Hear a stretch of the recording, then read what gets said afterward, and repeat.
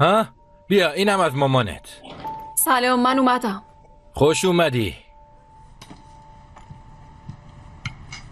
آی رنگین، چی شده ها؟ دست چی شده؟ افتادم. چی افتادی؟ کجا افتاده این بچه؟ کی تو افتاده؟ آشپزخونه افتاد، ولی آیتن خانم سری برش داشت بر بیمارستان. دستش یکم ضرب دیده. چیز خاصی نیست، قشنگ معاینه شده. خیلی درد میکنه. درد میکنه عشق مادر؟ آی عزیز دلم. ناراحت نشو یاسی، بچه با همین افتادنها بزرگ میشه، مگه نه؟ اینطوری داداش سینان. خب اگه شما به جای کارگاه بازی به این بچه میرسیدی اینطوری نمیشد. هی چرا سرش داد میزنی؟ من گفتم بیفته دنبالت، من فرستادم. آفرین پدر، کار خوبی کرده، اینم نتیجهش. یاسی تو برای چون نگران بودیم عزیزم. خب چیکار می‌کنی؟ نگران نباشین داداش، اصلا واسه من هیچ کار نکنین، هر کی سرش تو کار خودش باشه بسه. یاسمین بله چیه؟ میخوای بگی خوشت نمیاد را باز جاده دراز؟ خوشم نمیاد، اما نمیتونم هم برم. راحت شدی؟ باشه تو آروم باش، من میرم. سینان خداحافظ، ولی تا فردا. فهمیدی؟ دختر چی کار کردی؟ مرد به این گندگی رو خورد کردی. خب کاملا معلومه به کی رفتم.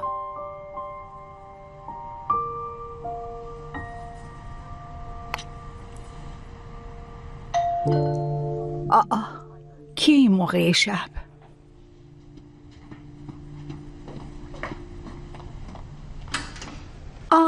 پسرم، مامان چرا خبر ندادی میای؟ همینطوری دیگه، کارم زود تموم شد، گفتم بیام. کار خوبی کردی. برو بشین.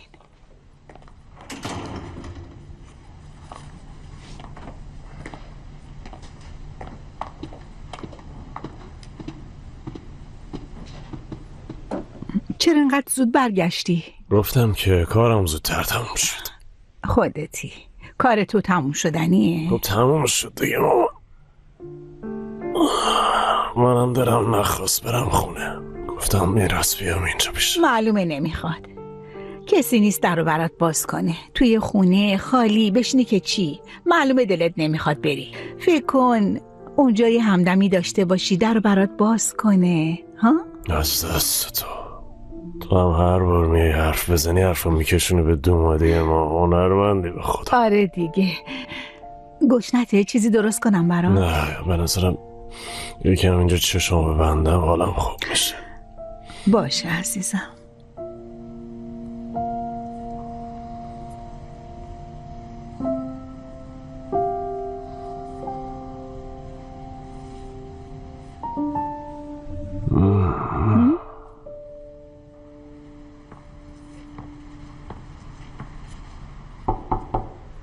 شرمنده آقا رودکایی، مزاحم میشم اما بیا زهرا جان.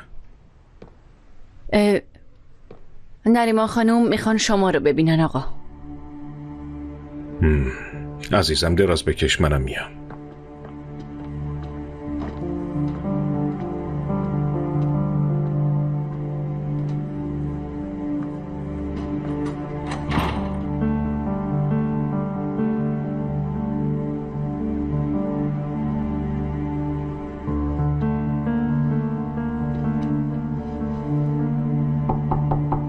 بله.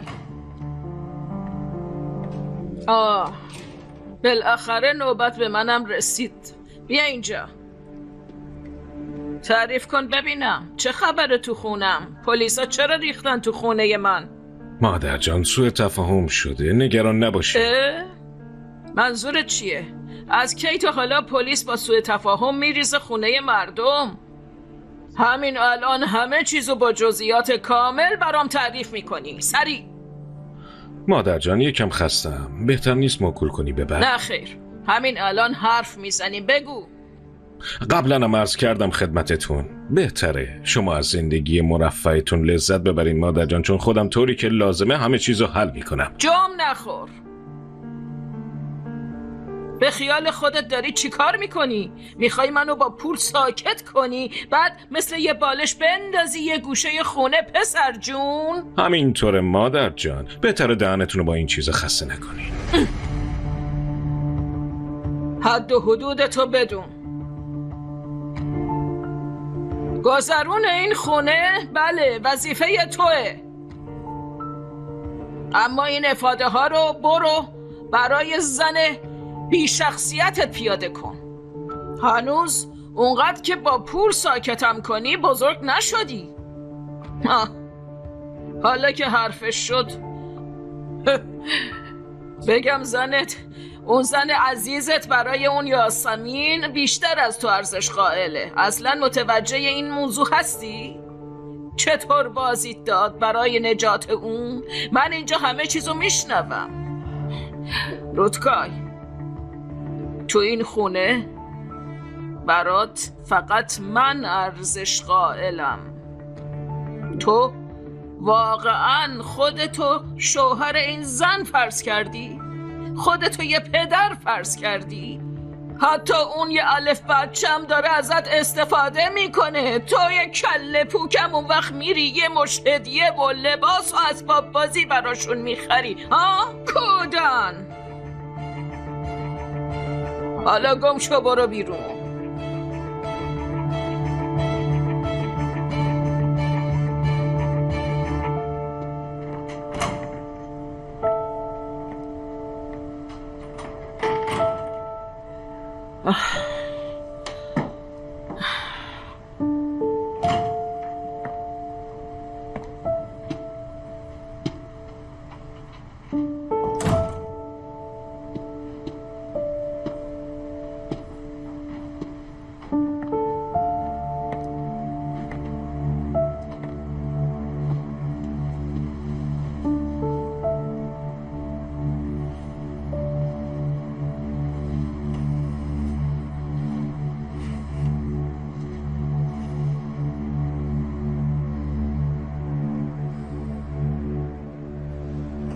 مادر تو رو دوست داشت فیدان، یا تو مادر تو دوست داشتی؟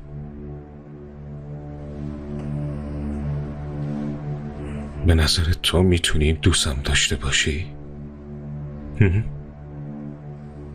فقط یه روز میتونی دوستم داشته باشی؟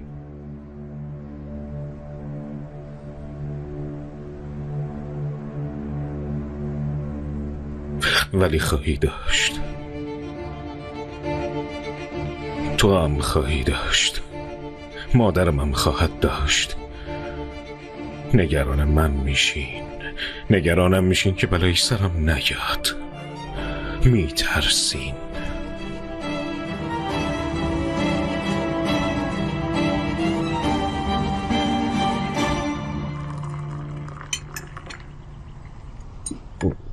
ماما خیلی خوب شد. دلم واسه صبحونه تنگ شده بود. نوش جونت پسرم مگه تو خونه صبحونه درست نمی کنی؟ مگه میشه درست نکنم؟ هر روز از شیر مرغ تا جون آدمیزاد صبحونه دارم. میخوای یه روز بیا ببین. هاها خیلی خندیدم، ولی اینطوری نمیشه. من میدونم این بحث به کجا میرسه. یه دختر بیاد شام و نهارت به راه باشه، یکی در واسط باز کنه. یه چیز جا انداختی، داری پیر میشی. چی شد؟ اونو نمیخوای بگی؟ مال امروز نیست. نه بابا. نه خدا. شب برنامه چیه؟ شب شام بیا اینجا. ای بابا شب شام اینجا. میخوای کلا من نرم خونه خودم و تحویل بدم بی خودی اجاره ندم؟ فکر کنم خیلی خوبه. دورت بگردم. اگه کار من این نبود فکر میکنی از این خونه میرفتم؟ تو که خوب میدونی. اوه مامان داره دیرم میشه، باید برم فعلا. خیلی خوب باشه. پا نشه. موفق باشی پسر یه دونه من. فعلا ننم. برو به سلامت. اما یادت باشه یه بار یه دختر رو بردار بیا که دست منو ببوسه. سرمو راحت میذارم. آره مامان جون چند بار بگم من رفتم آقا. فعلا خیلی خوب. دم پای دست خودتو میبوسه. خیلی خوب باشه.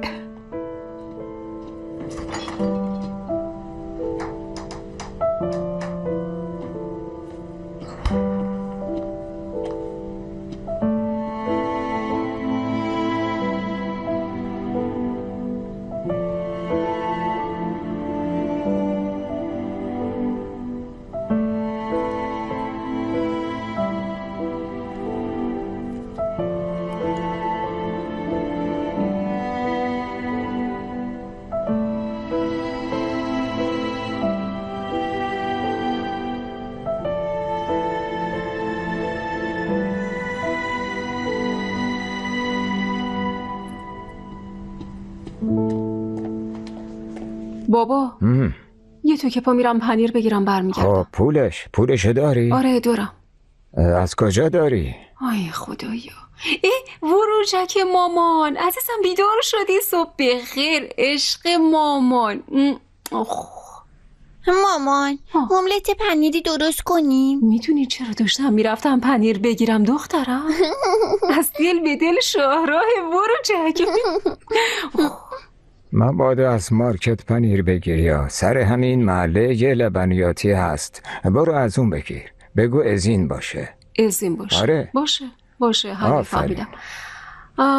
الان یه در، پس من دیگه میرم، از پیش بابا بزرگ تکون نخور، از جایی هم مثل مارمولک بالا نرو. خب زنگ میزنیم. باشه.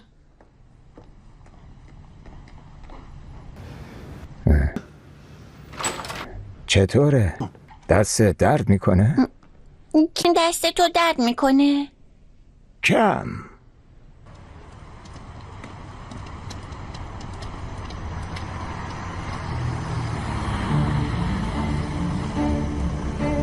خیلی خوب، صبح عالی، متعالی یاسمین خانم. همده که عرض کردم ول کن این قضیه نیستم خانم، به چرخ تو به چرخی.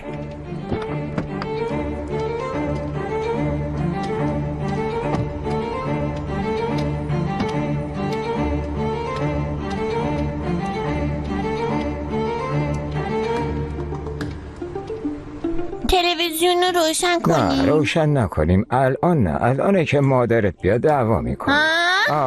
به بابا بزرگ میگن بیا بفرما، اینم ننت لابد یه چیزی جا گذاشته، یا کیفشه یا گوشیش، کلیدم که 100% جا موده. بدو واکن، بدو دختر، بدو جوجه.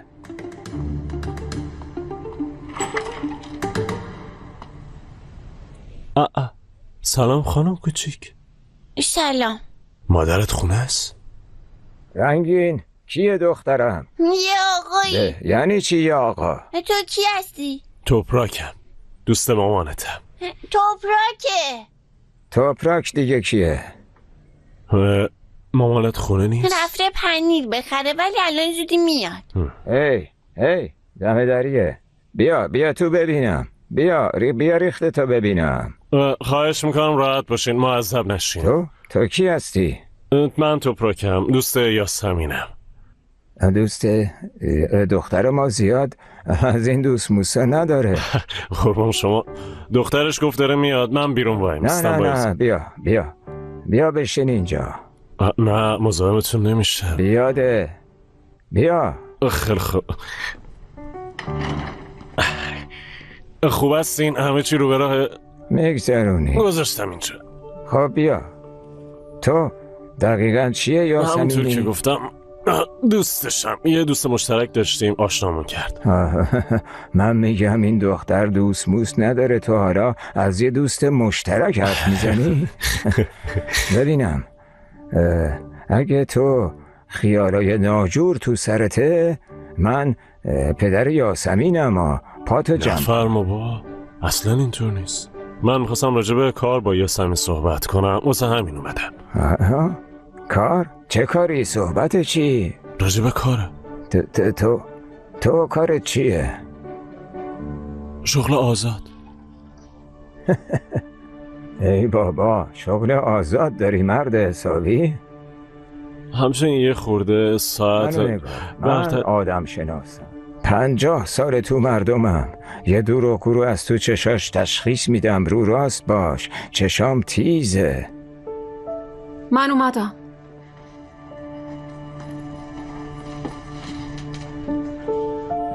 مامانم اومد. ببین منتظر توه دوستت. خب یاسمین چطوری؟ خوبم توپراک، تو چطوری؟ منم خوبم، میگذرونم. دیروز صحبت کرده بودیم راجع به کار، اومدم از اون صحبت کنیم، بعد بابات لطف کردن مهمونم کردن. بله حتما صحبت میکنیم، اما من اول باید یه املت پنیری بپزم بعد. من خیلی گشنمه. باشه بروشکم الان درست میکنم واسد. میگم شما بشین، من یه املتی درست کنم میام. بابا شما میخوای گرسنه‌تی؟ بله پس چی؟ باشه. به دوستتم تعارف کن دختر. توپراک تو هم املت میخوای؟ نه یاسمین، خونه مادرم بودم، اون برام صبحونه درست کرد. مادر حالشون خوبه؟ آره بهت سلام رسوند. علیک سلام. همراهی میکنم باهات. باشه. خب پس من برم درست کنم. شما بشینین همینجا. خب تعریف کن ببینم. عرضم به حضورتون شغلم تو زمینه اکونومیه.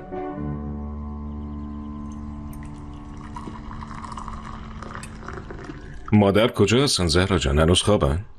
گفتن امروز صبحونه رو ببرم تو اتاقشون. عجب. خیلی خوب باشه. نوش جونتون. ممنونم زهرا جان.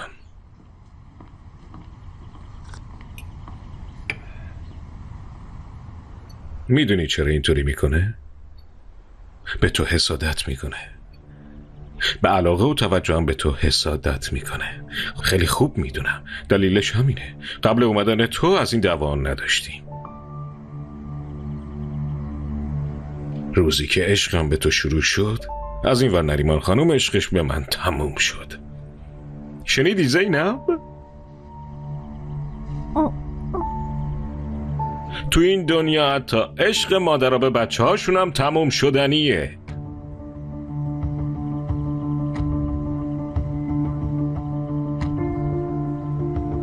شما راحت باشین، من میرم تو اتاقم.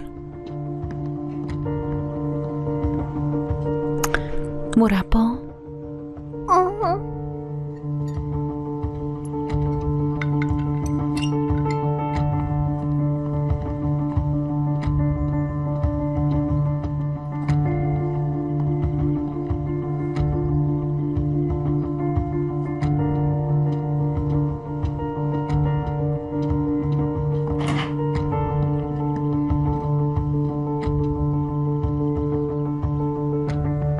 اون زن عزیزت برای اون یاسمین بیشتر از تو ارزش قائله. اصلا متوجه این هستی؟ چطور بازی داد برای نجات اون؟ من اینجا همه چیزو میشنوم. حتی اون یه الف بچم داره ازت استفاده میکنه. تو یه کله پوکم اون وقت میری یه مش هدیه و لباس و اسباب بازی براشون میخری. ها؟ کودن.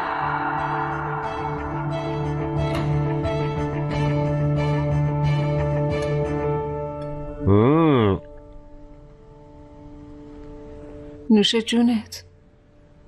تو اسم راستکی توپراکه؟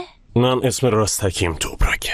همون توپراکه که هم اسم دخترا میشه هم اسم پسرا؟ بله همینطوره.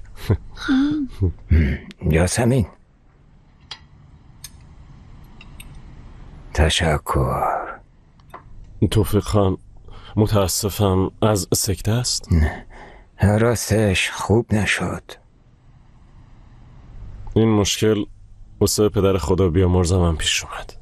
ولی من که اینجام همچنین خیال ندارم به این زودیان برم. واقعا متاسفم. غم آخرت باشه توپراک. زنده باشین، خدا بهتون عمر طولانی بده. پدر من خیلی وقت فوت کرده، تو که خبر داری دیگه. بله فکر کنم داداش سینانه نه؟ نه بابا، اون عمران بیاد این ورا. اون قهرش خیلی ناجوره. به آی تنجون خوش اومدی. بیا دیدی گفتم. آی دلم همش اینجا بود. گفتم یه سر بزنم و ببینم چی کار میکنن. چطورن؟ این کیه دیگه؟ چیزه دوستمه. دوستمه. توپراک آی تنجون توپراک. سلام عرض شد، حالتون چطوره؟ خوبم ممنون، خوش اومدین. تشکر، خوشبختم. نوش جانتون. میگم آی تنجون اتفاقا من باید میرفتم بیرون، یه ساعت بیرون کار دارم. میشه شما اینجا پیش بابا و بچه باشه شما برین راحت بگردین، من اینجا بهشون میرسم. چه گردش نیست، کار داریم واسه همینه. من میرم لباس عوض کنم. با اجازه. خیلی خوب. جیگر خاله.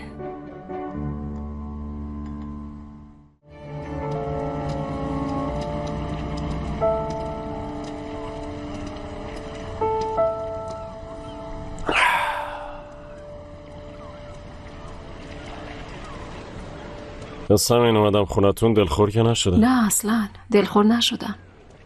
اما بهت که گفته بودم وقتی یه چیزی میافته تو سرم نمیتونم ولش کنم. چه خانواده خوبی داری یا؟ اما بابات کلن چیز دیگه است. 2 دقیقه چه بازجویی ازم کرد. من 20 سال پلیسم، اما هنوز نمیتونم انقدر سریع حرفمو بزنم. یاسمین، قضیه رودکای سزای هر شکلی. تو بازجویی نیستی، نیازی به سکوت یا تماس با وکیلت هم نداری. تو چی از جون من میخوای؟ یاسمین، همه چی تو رو نشون میده، اما بازم نمیتونم بگم میتونه کار این زن باشه. چرا؟ چون تو یه چیزی داری آدم میخواد باورت کنه، اما بازم وقتی قضیه سابقت رو فهمیدم نمیشه گفت تعجب نکردم. جریانش چیه؟ خودت پرونده رو دیدی باز میپرسی؟ خب یه نگاهی انداختم اما جزئیاتش رو نمیدونم.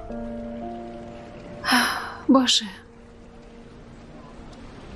با انگین، یعنی پدر دخترم، وقتی آشنا شدم که سال اول دانشگاه بودم، داشتم درس میخوندم، عاشق شدم و بعدم ازدواج کردیم، اما جیبمون حسابی خالی بود.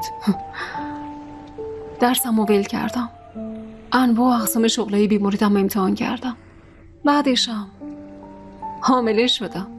چقدر پول بود حالا؟ هیچی. منم از روی اجبار یه غلطی کردم، رفتم خونه بابام، بعدشم رفتم رستورانش، هرچی دستم اومد ریختم تو کیفم و رفتم. اما بعد یه مدت اونم ته کشید. خلاصه این که یه روز انگین اومد گفت یه ایده خیلی خوب دارم یاسمین، پول پارو میکنیم. گفتم مثلا چجوری؟ گفت تو نگران نباش، همین یه باره، پلک رو هم بذاری تموم میشه، میری پی کارش. جریان طلا فروشی. حماقت کردم دیگه. واقعا حماقت محض بود. قرار بود من کشیک بکشم اونم بره داخل و خب نشد، نتونستیم، گیر افتادیم. همون بهتر که نشد البته. بعد بابام گفت دختری به این اسم ندارم. 6 سال تمامم هم دیگر رو ندیدیم. بعدش همه چی ریز ریز خراب و خرابتر شد. قبل زایمان انگینم از دست دادم. تسلیت میگم. ممنونم.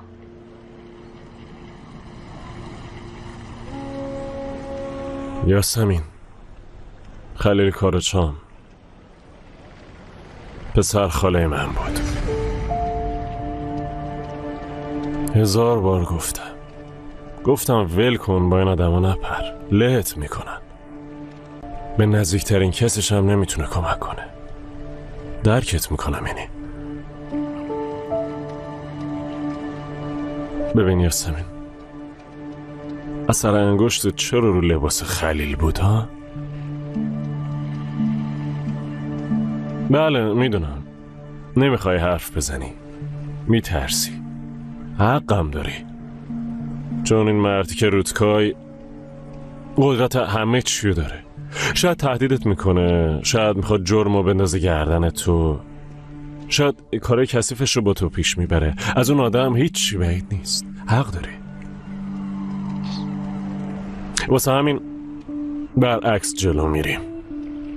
من اول اون مردی که رودکایو بازداشت میکنه، اما بعدشم تو هرچی میدونی به هم میگی. باشه میدونم اصلا راحت نیست، سخته، اما من از خودم مطمئنم، به کارم اعتماد دارم. برای همین رفتم تو این کار.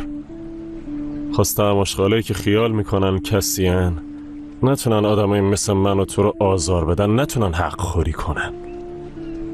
فقط بحث ما دوتا نیست. اون فیدان خانم با تهدید پیشون مردی که مونده، نه؟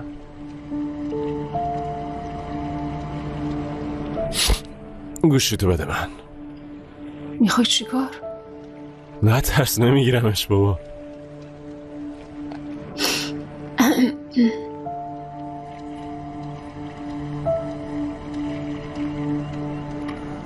یاسمین این شماره منه، هر وقت خواستی میتونی بهم زنگ بزنی.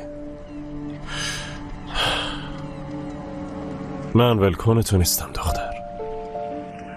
یعنی تنها شاهدم تویی دیگه، همینی که هست. چیزی شد بهم زنگ بزن، به بابات هم سلام برسون، بروجک هم ببوس از طرف من باشه. خیلی ممنون.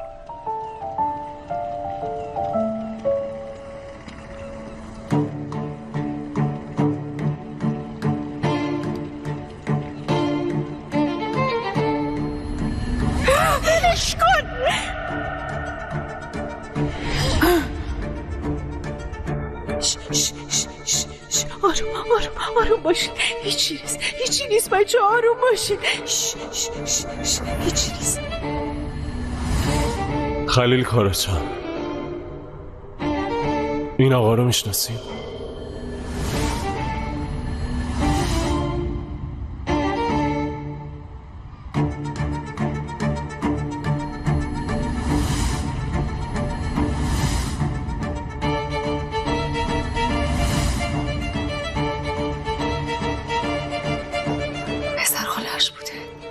پسر خالش بوده.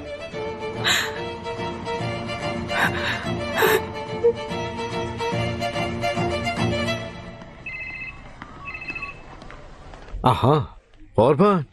الو سمی، چطوری؟ همه چی رو به راهه؟ آره داداش، اینجا هیچ مشکلی نیست، خیالتون راحت. دلم واسهتون خیلی تنگ شده. شما چطورین؟ قشنگ استراحت میکنین؟ بعدک نیستیم، میگذرونیم. الان تو سوناییم، یکم بعدم میریم ماساژ. به آتیشمون زدیم. چرا نگو سمی، عجبا چه استراحتی، بالا سر کارمونی. تو از رئیس واسم بگو، از اون چه خبره؟ راستش امروز زیاد سعادت دیدارشون رو نداشتم، اما الان دم در اتاقشونم. اگه میخوایم به خاطر شما سلام میکنم. بچه ها پیداش کردن. سمی چی میگی تو؟ الو سمی، صدامو داری؟ بله صداتون رو دارم. خیلی خوب، اگه چیزی شد بهم خبر بده. رو چشم، نگران نباشین.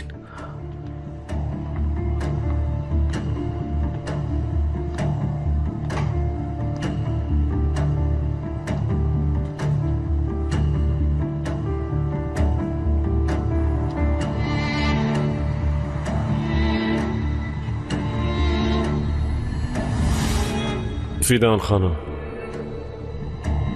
با تهدید پیش اون مردی که مونده نه؟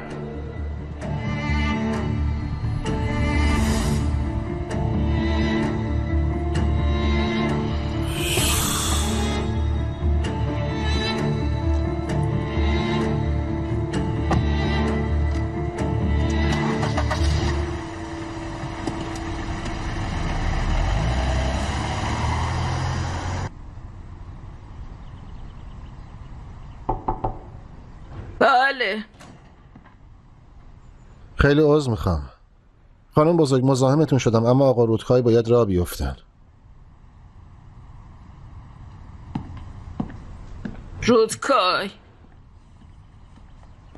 رودکای پسرم، بلند اومده، باید بری. پاشو پسرم. به مادر جان، خیلی آروم شدم. قشنگ سر حال اومدم. پاشو برو. روز از نو، روزی از نو.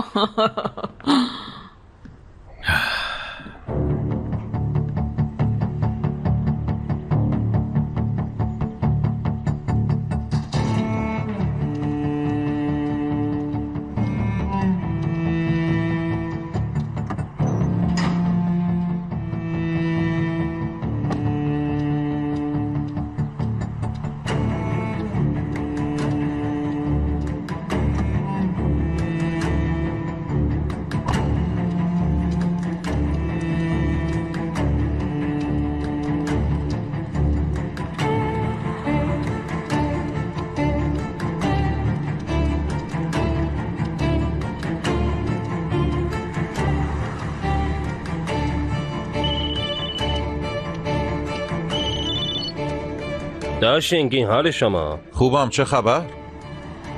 داشت یکم قبل خانومتو دیدم. مطمئنی؟ بله داداش، پسرتونم باش بود. کجا دیدیش؟ کادیکای هستیم، برات لوکیشن میفرستم.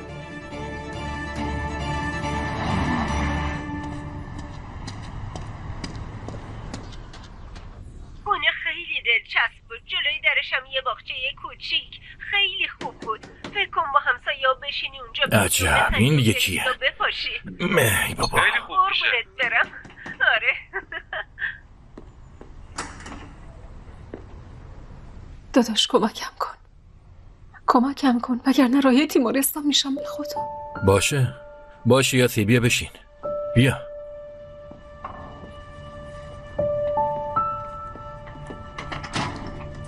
برو بشین اونجا.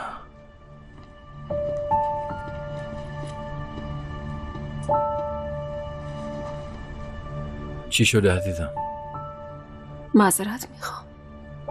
دیروز خیلی بد باهات حرف زدم. من واقعا نمیخواستم دلتو بشکنم داداش، تو که منو میشناسی میدونی. میدونم دیگه گذشته ها گذشته، فکرشو نکن. ول کن بگو ببینم چی شده یاسی اینطوری نگاه نکن. بگو چی شده، چه خبره؟ بابا چیزی شده؟ رنگین خوبه؟ پول لازمی؟ بگو خودتو خلاص کن، با هم حرف بزن لامصب. داداش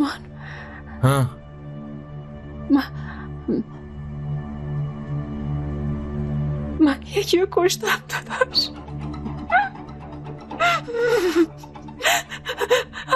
اما قسم میخورم به خدا عمدی نبود. داشتم رنگی رو نجات میدادن داداش. میخواست دخترم رو بگیره، میخواست بهش صدمه بزنه.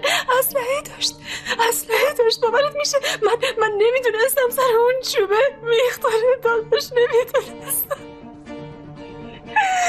چی داری میگی؟ داداش تو رو خدا کمکم کن. باشه یاسی باشه، آروم باش. از اول واسم تعریف کن ببینم چی شده عزیزم. فقط آروم. از اول واسم بگو.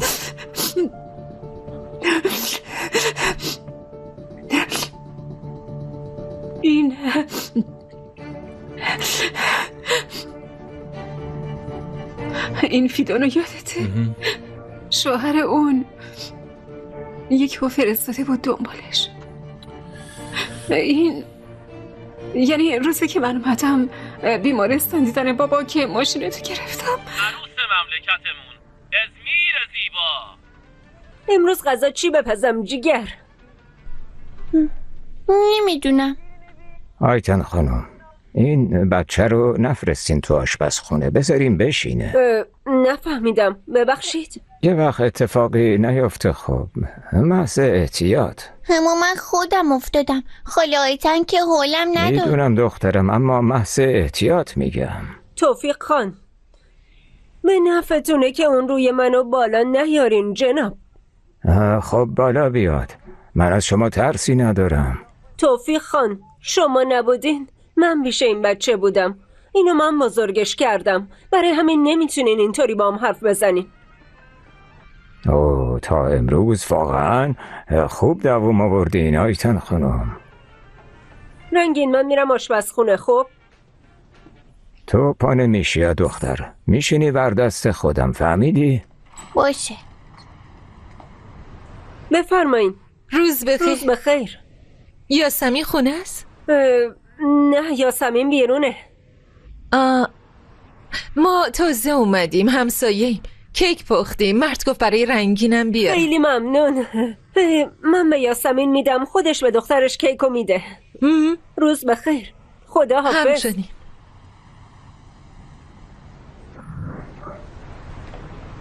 پسرم بیا باشو واسه بعد. مرد جون امروز نمیتونی رنگینو ببینی، بری. ای خدا بیا. ای وای خدای من.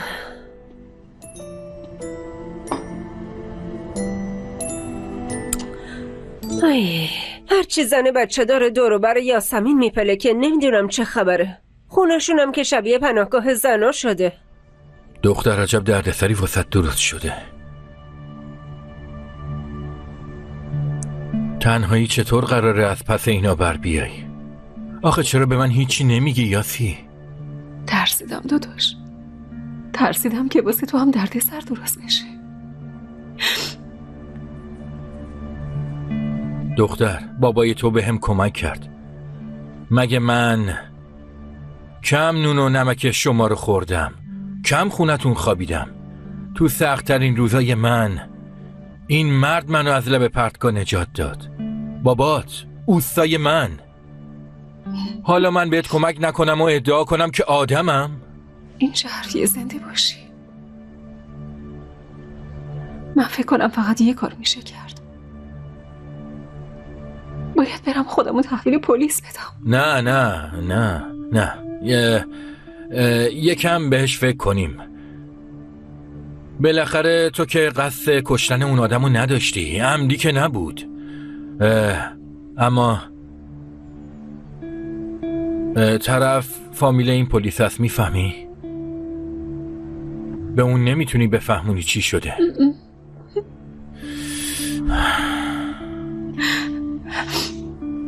خدایا باید چی کار کنم؟ تازه از اینکه پشت فرمون ماشین تو بودم اون بیشتر فیلم داره، کلی مدرک داره، اما من همینطور عاجز موندم اینجا، هیچی هم علیهش ندارم. باشه یاسی، یه کاری میکنیم که داشته باشی. باشه دختر، تو بی کس و کار نیستی. نه ترس، من هستم، بابات هست، از پسش بر میاییم. خیلی خوب، من یه فکری میکنم. باشه؟ جدی میگی داداش؟ لباسمو عوض کنم، تو راه حرف میزنیم. باش. خیلی خوب. الان میام. باش داداش.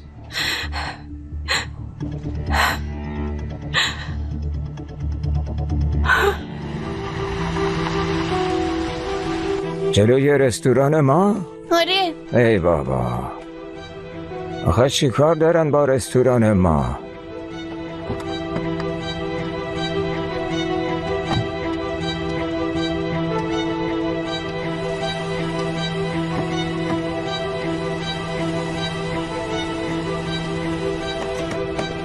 عالیه، سر وقت کارو شروع کردن. بابا بزرگ، اون آقاهی اومد. کی؟ بابای زینب.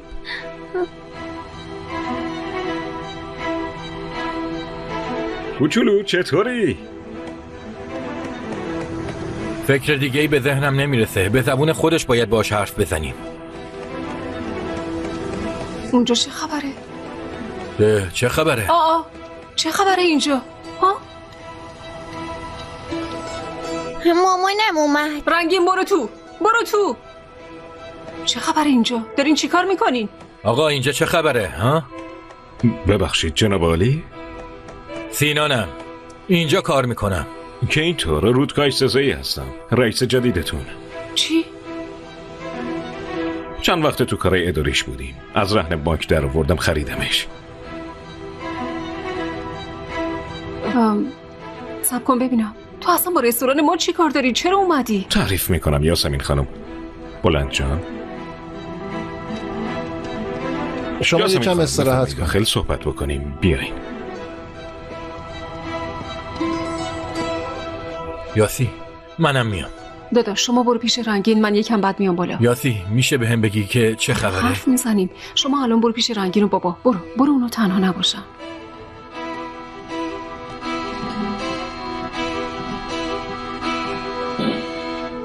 خب باز چی میخوای آقا رودکای؟ با رستوران چی کار داری که اینجایی؟ زندگی پر از سورپرایزه. بعد از اتفاق تلخ اون روز دیگه نمیتونم از خونم استفاده کنم. منظور؟ منم تصمیم گرفتم کارمو اینجا پیش ببرم، البته به کمک شما. کار جدیدتون مبارک باشه. چی میگی؟ کدوم کار جدید؟ تو اینجا رستوران را میندازی یا کار خودتو میخوای بکنی؟ همه چی مثل گذشته ادامه پیدا میکنه خانم، هیچی هم تغییر نمیدیم. مطمئنم پدرتونم خیلی خوشحال میشه. ولی پشت پرده چیزای دیگه است ها؟ بله آفرین. خرید و فروشتو میخوای اینجا انجام بدی. این رستوران میشه ویترین کاراتون، درسته؟ مردم میان اینجا لوبیا پلو بخورن، بعد تو اون پشت عتیقای کشور رو میفروشی میری پیکارش ها؟ همچین گفتیم بیشترم خوشم اومد. همینطوره. شما هم تو این عملیات کمک دست من خواهید بود. چرا من حالا؟ آدم و نوچه چیزی نداری؟ دارم، ولی کسی مثل شما مومه تو دستم نیست. داری کیف میکنی نه؟ واقعا دروغ چرا؟ بله. حالا اون مدالو چیکار کردی؟ بالاخره تونستی بفرستی باکو؟ اون جریان پیچیده شد، چون ما نتونستیم ببریم خریدارش اومد اینجا که گردنیو بگیره، اما یه جوری حلش کردیم. رودکای سزایی هیچ کاریو ناتمام نمیذاره. ببینم شما منو چطور از دست پلیس نجات دادین؟ آخه اونا مدرک داشتن، چی شد یهو؟ ما همه جا دوستانی داریم یاسمین خانم. ها، حتی تو پلیسا؟ چه خبره؟ چرا ذهنتون رو درگیر این چیزا میکنین؟ بله درست میگین، چیزی نذاشتین که ذهنمو درگیرش کنم. همینطوره. به جای کنکاش تو این چیزا از خونه و فیدان و زینب فاصله بگیرین. خب مهمون بازیتون نتیجه غیر از این که ذهنشو درگیر کنه نداره. تا 2 روز بعد تعمیرات تموم میشه، تو این فاصله استراحت کنین.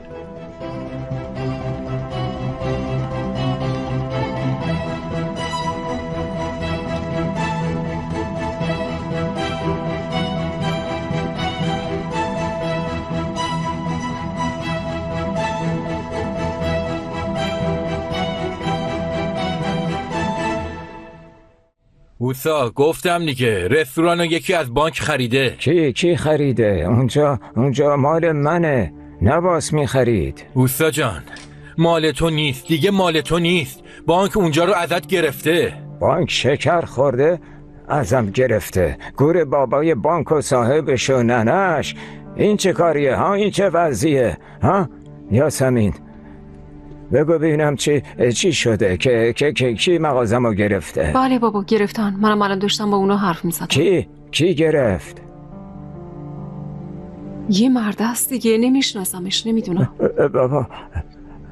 بابا این مغازه 50 سال آزگار مال من بود. 50 سال یه عمره. خدا ناراحت نباش، چی کار کنیم دیگه؟ چاره ای نیست. یعنی چی کار؟ راست میگی. آره خودت ناراحت نباش. بنده خدا حق داره یاسمین، یه عمر زحمت کشید و جون گذاشت.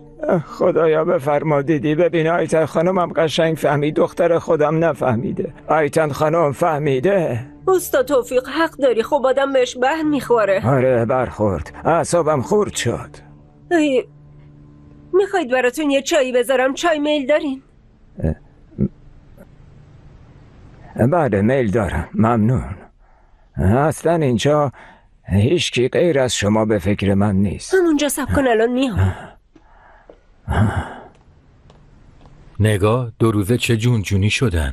ولی با من بعد یه عمر نشد. داداش سینان یه لحظه بیا. چی شده یاسی؟ یادته بهم چی گفتی؟ گفتی به زبون خودش. چرا من حالا؟ آدمی نوچه چیزی نداری؟ دارم ولی کسلی مثل شما موم تو دستم بیشرف. آره میبینی؟ وایسا اینجاشو گوش بده.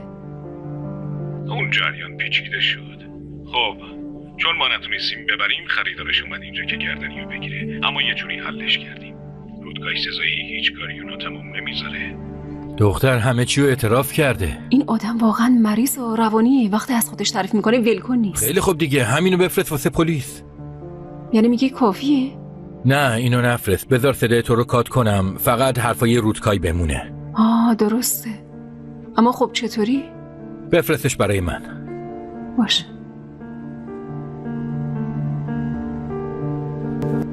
دختر نمیخوام این معلوم بشه که از طرف توه، از یه خط دیگه برام بفرست. باشه؟ یعنی چی کار کنم؟ یه خط جدید بخرم واسش؟ ولش کن بابا، بخوام پیدا کنن میکنن دیگه. آره خب اینم هست. یاسمین من دارم میرم. آبجی اومدم. وایسا باشه راهش کن. قصرتون بخیر توفیق خان، من دیگه میرم. به سلامت آیتن خانم. ببین تو هم هیچ قصه نخوری یا توفیق خان، بی خیال بابا، آخرش هممون میریم زیر خاک. برو خوش باش. اومدم. واقعا یک دنیا ممنونتم آیتن جون، به خدا خیلی مدیونتم. مگه چی کار کردم؟ غذاتونم حاضره. خب فقط باید زیرشو خاموش بکنی. وایسا یاسمین، این همسایه روبرو برات کیک آورده بود، گذاشتم روی میز آشپزخونه. این همسایه جدیده؟ همون که یه زن جوونه با یه پسر بچه؟ اصلا هم ازش خوشم نمیاد، خدا عالمه. آی یاسمین جون. آیتن جون مراقب خودت باش. همینطور. ماستیرم درست کردم، یادت نره بذاری. باشه قربون دستت عزیزم.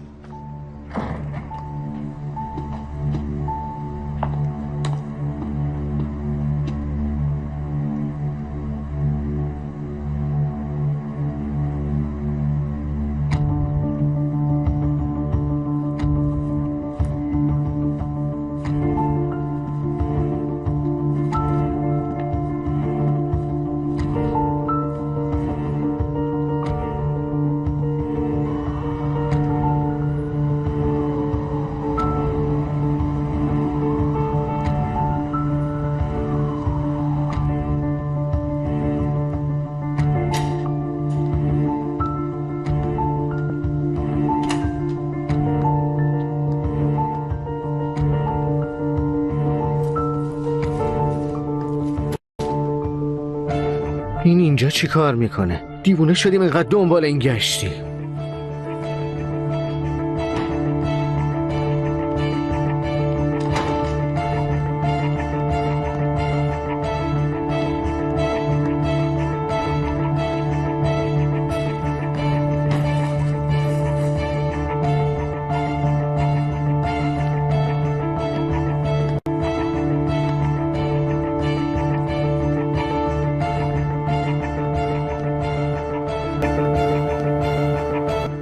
شبتون خوش.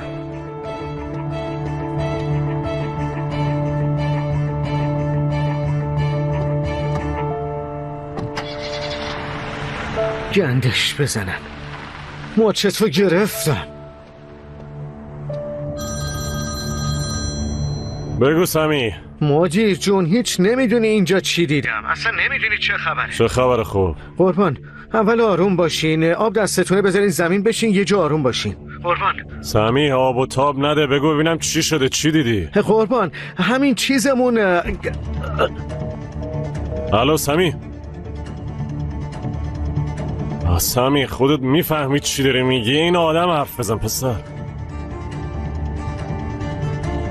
حالا هم شارژ تموم کردی؟ باریکلا. آفرین شازده پسر.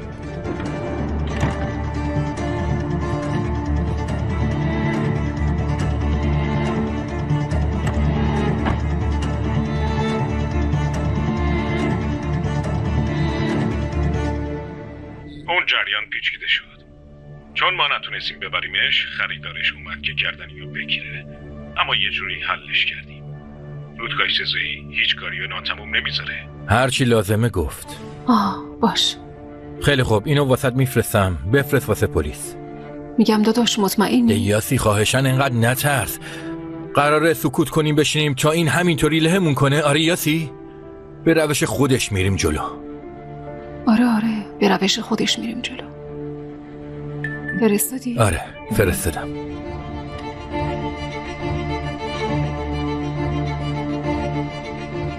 باشه دیگه باقیش با اون. چی میگی یاسمین؟ توپراک سلام. ازم کمک خواسته بودی یادته؟ فقط همینقدر از دستم برمیاد. یاسمین. اون جریان پیچیده شد. چون ما نتونستیم ببریم خریدارش اومد اینجا که گردنیو بگیره. اما یه جوری حلش کردیم. رودکای سزایی هیچ کاریو ناتموم نمیذاره. حالا دیگه توت مشتمی رودکای سزایی. آقا رودکای خیلی خوش اومدی. ممنونم زهرا جان. آقا رودکای امروز اون پلیس اومد. یعنی چی پلیس اومد؟ داخل خونه هم اومد؟ چون پلیس بود فکر کردم باید راش بدم. کودن ابله تو چطور سر خود همچی تصمیمی گرفتی؟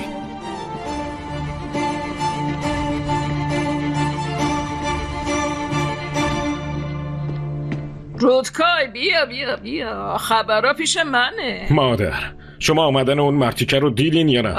البته که دیدم. اما نگران نباش، زنت خوب ازش استقبال کرد تو اتاق خودش. چی؟ زنت فیدان تو اتاق خودش از کمیسر پذیرایی کرد. بسیار خونگرم. فیدان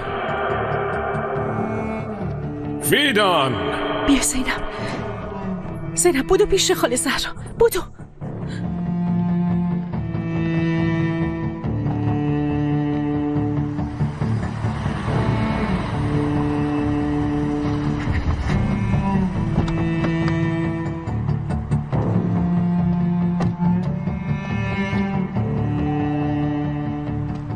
درو باز کن. بازم منم پلیس. آروم. دارو خدا خاله زهرا نظر بزنه. باشه عزیزم باشه. دارو خدا. آروم. بیا اینجا دهنتو ببند. چه غلطی میکرد؟ جوابمو بده. چه غلطی میکرد؟ درو باز کن. این رو چی کار میکنه؟ چه خبره ها؟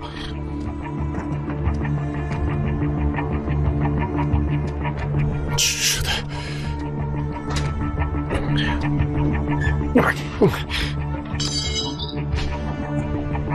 منو خودت دیوونه میکنی. چه خبره؟ چه خبره؟ بس چه غلطی میکنی؟ مغزتو متلاشی میکنه. مراقب! چه بلایی سرش میاری پس فطرت؟ تو کی هستی ها؟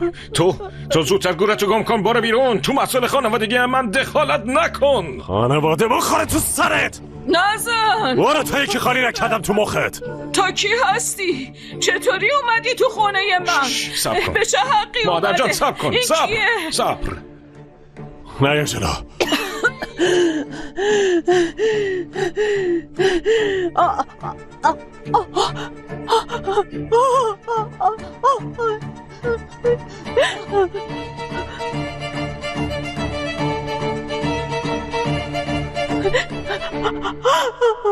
اگه نمیخواین فرش ابریشمیتون خون شه از جاتون جمع نخورین. خب این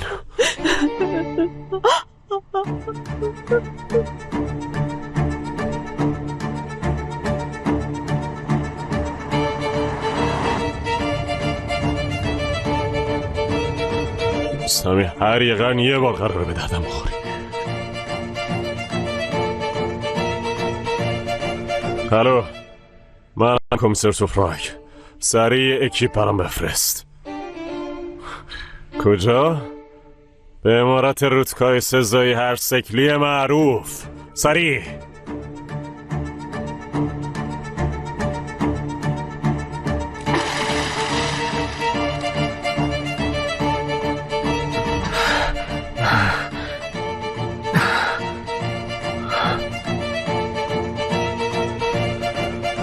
هی چی کار میکنی؟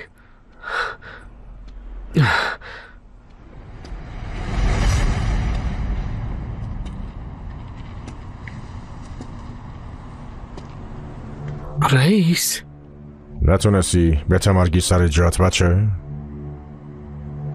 حالا بگو باهات چی کار کنم؟ رئیس چی کار میکنی رئیس؟ چه خبره؟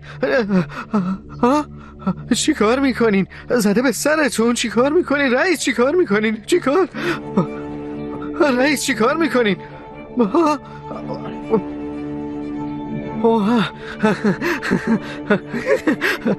رئیس فقط همین مونده، اینو کم داشتیم. رئیس چطور این کارو کردین ها؟ شما چطور تونستین؟ چطور؟ رئیس!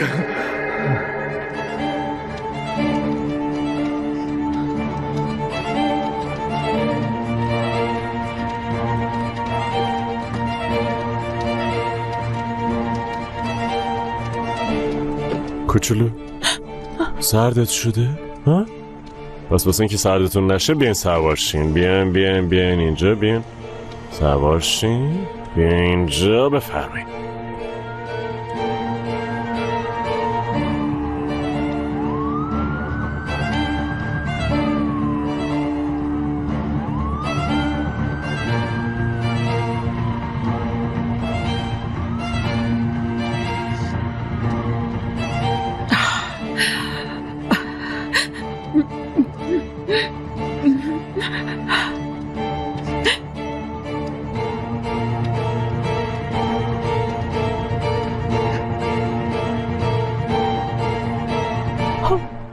حالا سر اون چی میاد؟ راست بگم هیچی. اول میندازنش تو بازداشتگاه، بعد فردا صبح یه وکیل با کت شلوار و ساعت مارک میاد آزادش میکنه. این مرد زندگیمو سیاه کرد. میدونم هنوز هیچی تموم نشده، نگران نباش، به حسابش میرسیم. باشه سوار شو دیگه.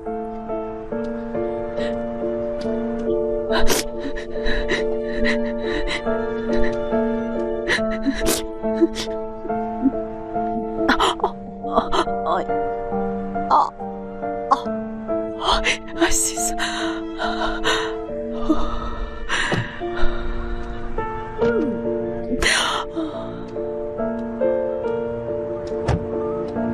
در ضمن با بچه ها حرف زدم. اظهاریت رو فردا صبح میگیرن. بچه رو شبونه بیشتر از این به هم نریزیم. اما باید یه بیمارستان بریم باشه. بعدش هر جو بگی میرسونمت. کسی هست که بتونی بری پیشش؟ یاسمین، ببرین پیش یاسمین. اول اون جایی که رودکای میره اونجاست. اما باشه یه کارش میکنیم، نگران نباش.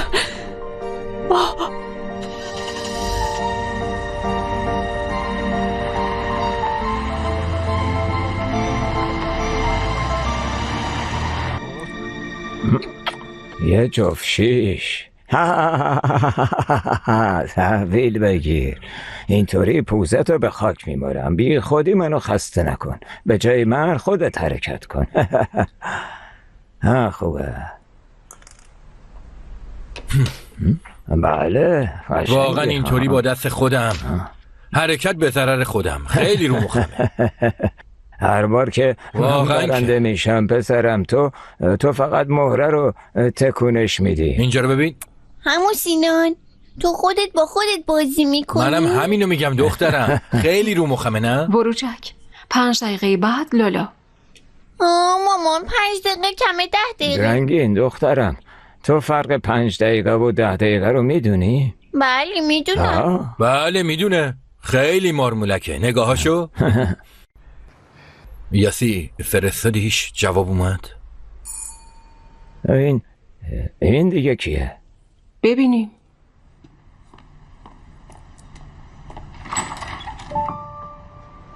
عزیزم تو اینجا چی کار داری؟ مامانت پس کجاست؟ کی اومده؟ بابا وایسا یه لحظه. اسم شما مرد بود مگه نه؟ ای خدا عجیبه. یه لحظه وایسا. این کیه؟ پسر همسایه هست داداش، اما انگار مادرش خونه نیست. بیا تو خونه منتظر مامانت باش عزیزم. بیا کیفتو درار. این چیه؟ نقاشیه؟ برو. این از کجا برو بشین اومد؟ اونجا. پسر همسایه هست. بعدن حرف میزنیم باشه؟ چه همسایه ای؟ مگه اینجا مهد کودکه؟ چی بگم؟ مامانم نخوابیده، منم نمیخوام بخوابم. نه خیر نمیشه. این به من چه؟ نه عزیزم اعتراض موقع. مامان تو هم یه چیزی بگو دیگه.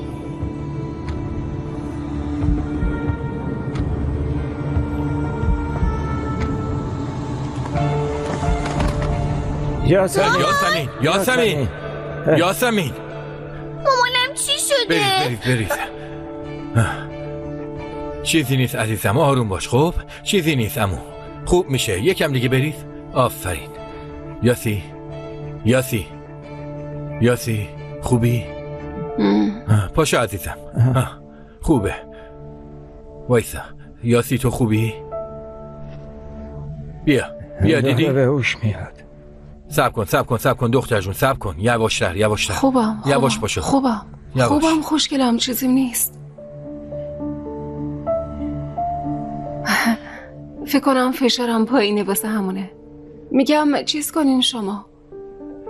دست مرتو بگیر ببرش تو اتاق، اسباب بازیاتو بهش نشون بدی. خب مامان ترسیدم. چی شدی تو؟ خوبم عزیزم، خوبم خوشگلم.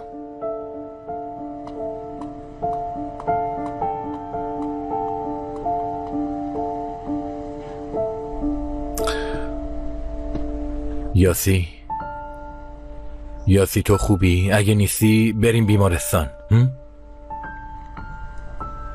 این چیه؟ به جای زر زدن به خونش چی نوشته؟ نه بابا چه خبره؟ باز چه خبره؟ شوکه شدم. این پسری که الان با رنگین رفت. بله خب آره. تو این نامه نوشته برادر رنگینه. چی؟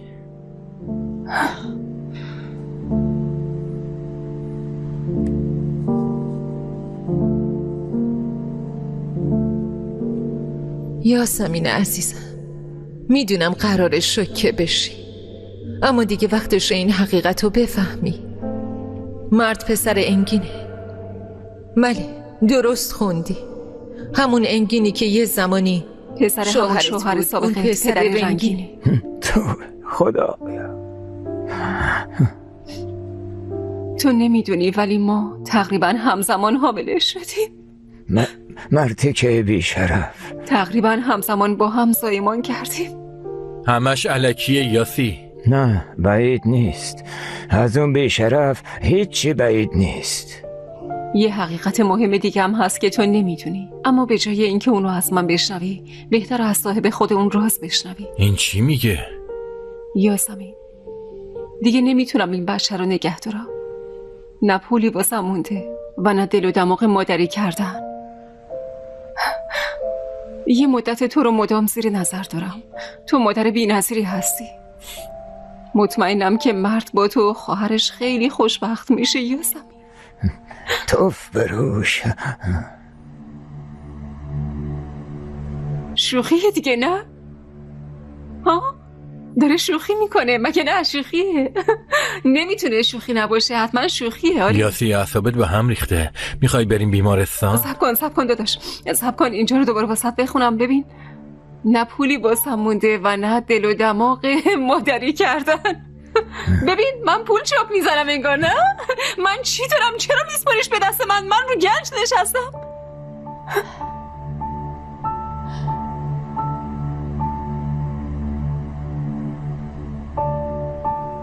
مردی که بهم خیانت کرده همزمان از یه زن دیگه بچه داشته.